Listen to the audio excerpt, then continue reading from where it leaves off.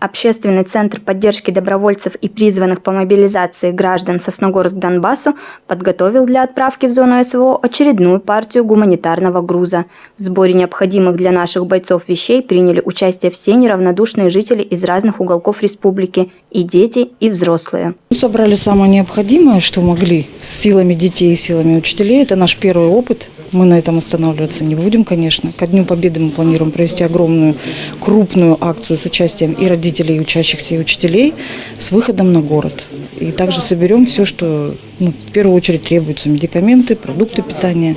И обязательно напишем письма. Общее количество посылок с гуманитарной помощью около 200. Это средства личной гигиены, нательное белье, маскировочные сети, блиндажные свечи, горелки и многое другое. Также поедут и адресные весточки для бойцов со всей республики. Люди помогают кто чем может. Один из жителей нашего города изготовил на 3D-принтере концевики для боеприпасов на квадрокоптеры, а казаки Сосногорской станицы передали для отправки автомобиль «Нива-пикап». По мере возможности каждый должен помогать, и независимо от политических взглядов и принадлежности к той или иной партии, я призываю все-таки все политические силы в районе объединиться и на благо наших жителей, на наших ребят, которые сегодня там, которые тяжело, и сделать доброе дело. Поверьте, это так греет там, когда приходит какая-то весточка с дому, и что они не забыты. Предыдущая отправка гуманитарной помощи была приурочена к 23 февраля. В этот раз весточка из дома для бойцов приедет к великому православному празднику Пасхи. В церкви женщины принесли очень много, как раз вот икон принесли, напекли какое-то, как они сказали, печенье, которое долгого хранения, освященное. Потом сувенирные пасхальные яйца. В общем, очень много там мы открывали, смотрели, очень, конечно, красиво. Я думаю, что ребятам как раз к Пасхе это будет, от дома такая весточка, тем более православный праздник такой большой. Думаю, что будет очень приятно. Благословить на предстоящую поездку участников пришел отец Сергий. Пресвятая Троица Божия, слава Тебе! Пресвятая Богородица, спаси нас! И все святые, молите Бога о нас, Господу помолимся, Господи помилуй. В Донбасс фура выехала 11 апреля. 12 апреля за ней на микроавтобусе отправилась группа добровольцев, которая окажет содействие в доставке гуманитарной помощи для наших ребят. Есть у нас определенно уже сложился костяк, наша команда, что в этот раз вместе с нами едет Ильдар Зульфарович, который, в принципе, оказывает помощь. Вот через него мы эти машины, которые, фура, это все как бы он договаривался. Я хочу приехать на место и увидеть своими глазами, какие сегодня там условия, в каких условиях наши ребята, бойцы несут, как говорится, службу, боевую службу на передовых позициях. И чтобы уже не по рассказам и по впечатлениям судить, а по личному, как говорится, по личному впечатлению, по тем встречам, которые там пройдут. Помощь родных, близких и просто неравнодушных людей на сегодняшний день очень важна для наших ребят, находящихся в зоне СВО. В этот непростой для всей страны момент мы должны показать свое единство и проявить максимальное участие. Я хочу поблагодарить, во-первых, всех тех жителей всех районов, которые приезжали, которые привезли гуманитарный груз для наших бойцов и для своих бойцов.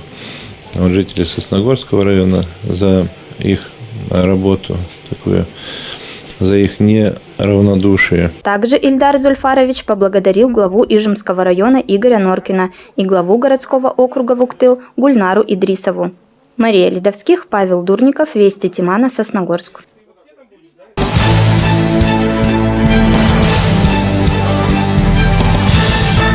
В Сосногорске стартовали мероприятия, приуроченные к 78-й годовщине Победы в Великой Отечественной войне.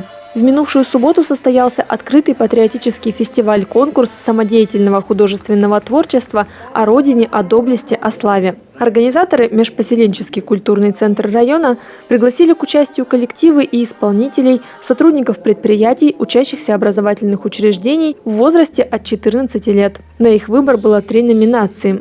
Тут сочетались несколько видов, и хореография, и художественная школа, это художественное слово, и вокал. Вообще это просто замечательно. Но, как всегда, вокальное творчество самое большое, и вообще приятно, что мы увидели не только тех, кого мы знаем, а тех, кого не знаем. Соседи приехали, гости приехали. Фестиваль собрал более 40 участников из Сосногорского и соседних районов. Жюри отобрало лучших, которые выступили на гала-концерте в Доме культуры «Горизонт». Ансамбль «Олангаш» из Емвы исполнил песню «Гуси» о нелегкой жизни оставшихся в тылу. Участницы коллектива – непрофессиональные вокалистки, однако их объединила любовь к пению. 90% нашего ансамбля коми. Вот, в основном все с одного села. Село Турьяк Нижпогосского района, старинное село. В этом году ему будет, кстати, 545 лет. Вот. Ну, объединила нас всех руководитель нашего ансамбля Валентина Катаева, тоже уроженка этого села. Она профессионал, она закончила колледж искусств, сама поет прекрасно. Ну и мы подтягиваемся за ней.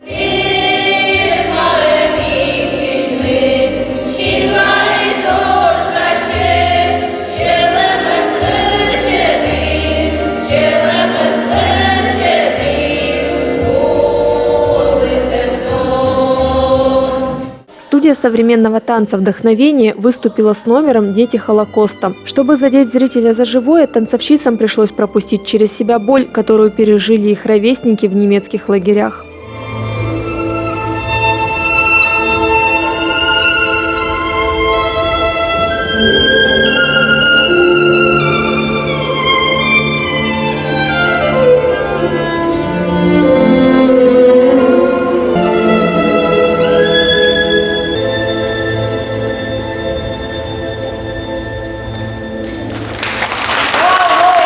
Девчонкам было тяжело, но они, как бы сказать, пересилили себя, да, вошли в то состояние детей, тяжелое, очень тяжелое. Я надеюсь, что они передали все те эмоции, которые испытывали эти дети, которые побывали в этих концлагерях.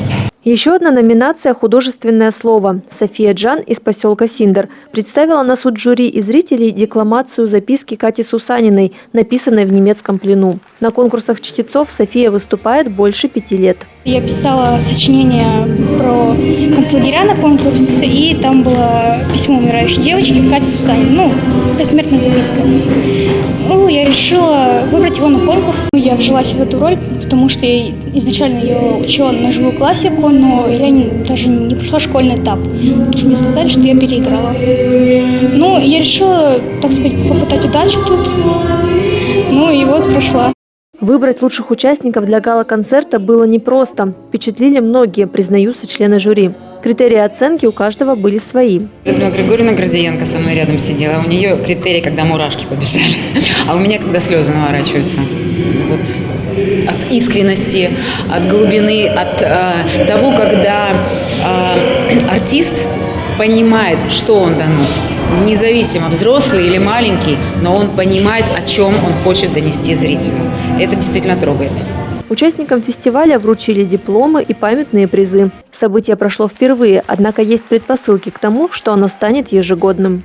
Полина Востракова, Павел Дурников, Вести Тимана, Сосногорск.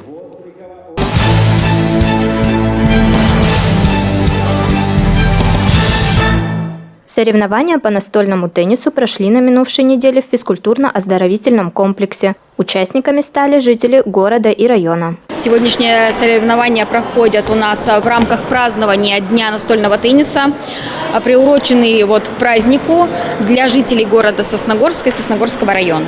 Участников разделили на несколько категорий от 14 до 17 лет, от 18 лет и старше, а также граждан с ограниченными возможностями здоровья. Среди присутствующих были и болельщики. Валерий Кожурин ранее сам активно играл в настольный теннис. Сегодня он пришел поддержать своего двоюродного брата Александра. Начал я теннисом заниматься, наверное, в 1976 году еще, когда стал учиться в ГПТУ-18 на помощника машиниста. И вот с тех лет я постоянно занимался теннисом, пока сейчас не вышел на пенсию. Все большую популярность данный вид спорта набирает среди граждан с инвалидностью. Некоторые участники выезжали даже на республиканские соревнования. На самом деле людям с инвалидностью, да, и людям с ОВЗ очень сложно найти себя в общении, да, и особенно в спорте. Поэтому настольный теннис очень им подходит. Они ведь приходят сюда и развивают физически свои качества, а общение здесь у них происходит. Поддержать участников с инвалидностью пришла Валентина Митракова. Валентина Антоновна отметила, что на сегодняшний день сотрудниками физкультурно-оздоровительного комплекса проводится огромная работа по привлечению граждан с ОВЗ к участию в спорте. Дело в том, что у нас сейчас люди ходят и на занятия, и на зарядку, и им это очень нравится, особенно по воскресеньям. Они здесь занимаются и бочей, теннисом, и еще настольные игры. Очень радуюсь, что они приходят. Турнир собрал настоящих любителей настольного тенниса, а они, в свою очередь, показали свое мастерство и высокий класс игры. По итогам соревнований победители каждой отдельной категории были награждены почетными грамотами и медалями. Мария Ледовских, Павел Дурников, Вести Тимана, Сосногорск.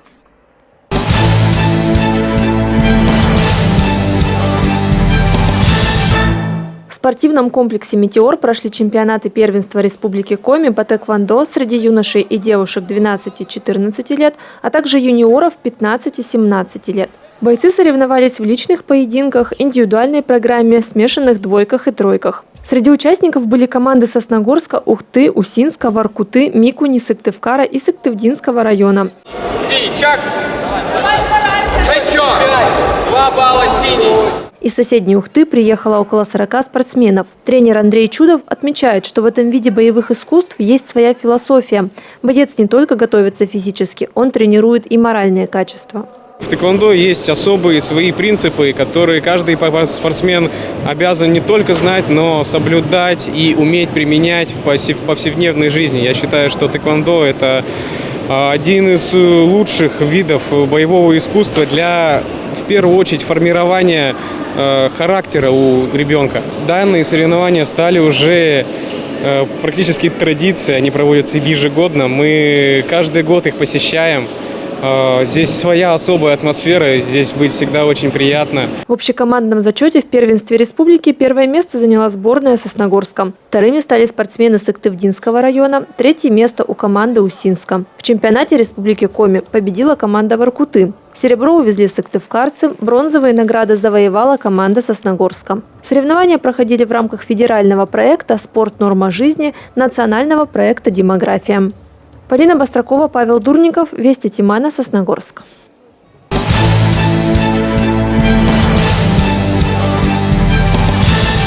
Военная служба по контракту. Работа для настоящих мужчин. Для заключивших контракт предусмотрены социальные льготы, гарантии и выплаты. Подробности по телефону в Сыктывкаре 32 15 88.